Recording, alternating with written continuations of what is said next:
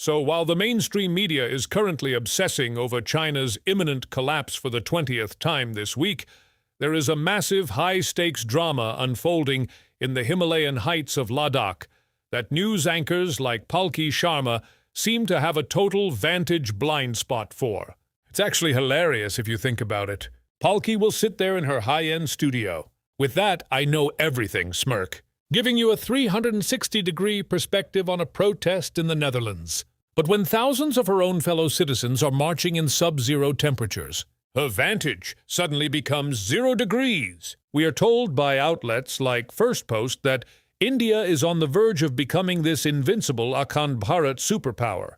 Yet they're strangely silent about the fact that the people who actually live on the border, who are supposed to be the guardians of this superpower, feel like they've been completely sold out by the bureaucrats in Delhi. While Palki spends 20 minutes dissecting how the West is failing because of a labor strike, she won't tell you that Sonam Wangchuk, a literal national hero, was treated like a high-level insurgent and thrown in jail for nearly 6 months under the National Security Act. It's a masterclass in distraction. They want you laughing at the neighbor's broken window, so you don't notice your own house is being gutted by corporate lobbyists and bureaucrats from Delhi who have never even set foot in a mountain range. Simple as that. Okay? Right? The irony of this nationalist government is that it's currently using anti-terror laws against the most patriotic people in the country, considering Sonam Wangchuk was only released from a Jodhpur jail in March 2026. And even now, in April, the region is hanging by a thread because the government keeps dodging talks about the 6th schedule. Why? Because the 6th schedule gives power to the people. It lets local tribes say no. No to the massive 13-gigawatt solar projects. No to industrial mining giants who want to tear up the fragile Himalayan ecosystem. The BJP's Akhand Bharat dream is starting to look a lot more like a corporate land grab, where the local people are just an obstacle to be managed, and they'd rather jail a man who builds schools for soldiers than lose a single donor from the industrial lobby. It's a brilliant strategy if your goal is to destroy the trust of your own border communities while claiming you're making them stronger. And while this is happening, the intellectual news anchors are busy making Why China is Panicking, Part 50. They're so obsessed with China falling apart that they've forgotten to check if India is actually holding together, right?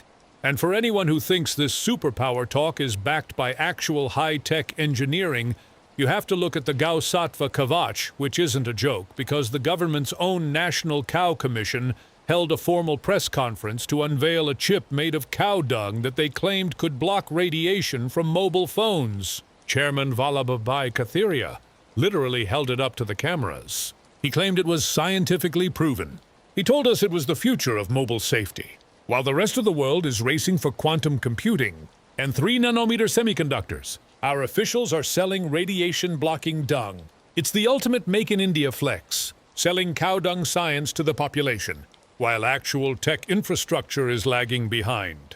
India is great at manufacturing slogans and statues, but when it comes to real tech, we're still being told to trust in the cowshed. Meanwhile, while India is busy with its internal wreaked havoc and jailing activists, China is playing a much more dangerous game right across the line of actual control.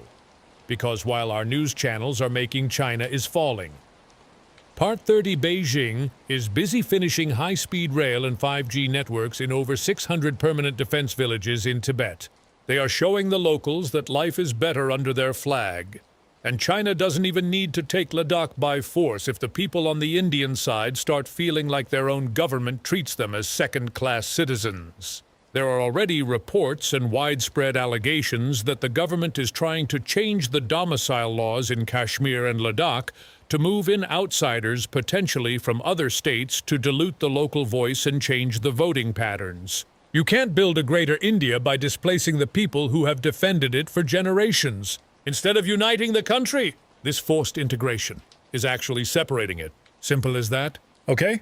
The ultimate irony is that for all the talk about national security, the government is creating a massive internal security risk by alienating the very people who act as the eyes and ears of the Indian Army.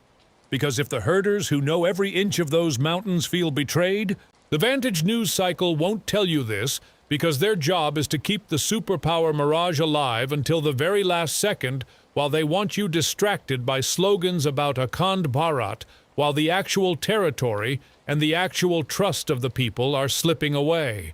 We are becoming a country that is world-class at manufacturing propaganda, but second-rate at protecting rights. Eventually, the slogans won't be enough to hide the fact that the Vishwa Guru is sacrificing his own border heroes to satisfy a corporate agenda. Simple as that. Okay?